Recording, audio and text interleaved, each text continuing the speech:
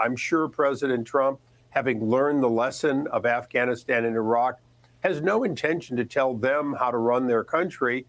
He has simply liberated them from a strongman who's been holding, by force and intimidation, this country hostage. That's California Republican Darrell Issa on the Fox Report earlier today. Reaction to U.S. strikes on Venezuela and the capture of Nicolas Maduro and his wife has mostly split along party lines. Republicans generally praise the move as decisive, while many Democrats warn it could be unconstitutional. Chief Congressional Correspondent Chad Pergram joins us now by phone. Chad, what are you hearing from Capitol Hill? John, good afternoon. Lawmakers want to know what comes next. Top congressional Republicans argued that the president had proper authority to act, but Democrats questioned that assertion. Virginia Democrat Tim Kaine will force a vote on war powers next week in the Senate. For Congress to get its ass off the couch and do what the Constitution mandates that we do, the Constitution that we take an oath to.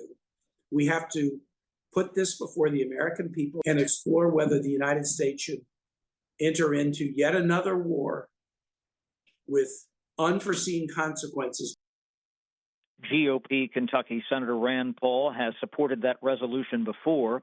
Adam Smith of Washington State is the top Democrat on the House Armed Services Committee. He says the administration, quote, gave no consideration or plan for what comes next. Smith also says the move could destabilize South America. Even Republicans have questions when the president says the U.S. will, quote, run Venezuela. I don't know what run the country means, but there is this challenge because there's a vacuum now created.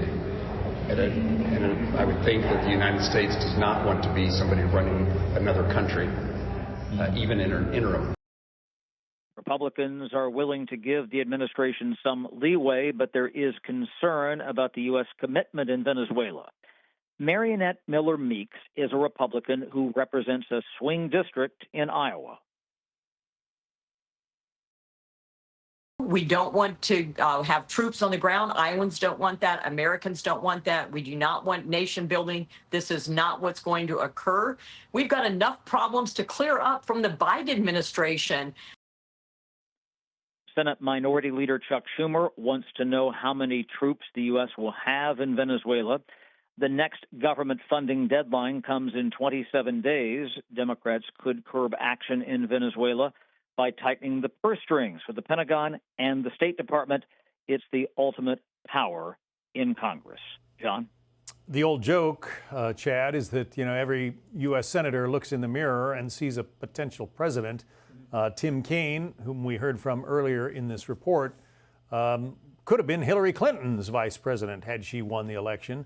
I imagine many senators are thinking, what would I have done were I in the Oval Office last night? That's right. Or serving in the administration, that's one thing. Obviously, they do ask that question here, coulda, shoulda, done, whatever. But I do think that this government funding deadline question is a big deal. There are two funding bills, the Pentagon funding bill, the State and Foreign Operations funding bill. 9 of the 12 funding bills have not been approved. They have to do those by the 30th of January. And Senator Kaine indicated that they could put riders in there saying, okay, we're going to cut off those funds or limit those funds or have certain restrictions. We don't know what that would look like yet.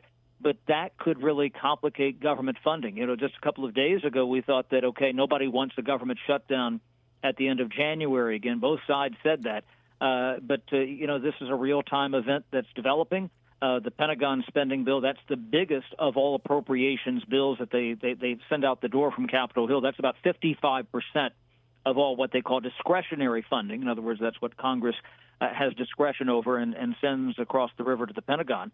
So that's a big deal. If that can make this very nettlesome if they try to put a couple of those bills together and there is disagreement because they need those votes from the Democratic side of the aisle and they are not pleased with what's going on in Venezuela, and for that matter, some Republicans. Yeah, that is true. But I would think that given the job that U.S. military forces did last night, no casualties among American forces and only one aircraft damaged, I think the American people are going to be quite proud of their military today. Oh, you're right. I think that most members from both sides are pleased with the operation from that perspective. They're just questioning the constitutional authority and the policy of the administration. All right. I'm sure you'll be covering that a lot in the weeks ahead. Chief Congressional Correspondent Chad Pergram. Chad, thank you.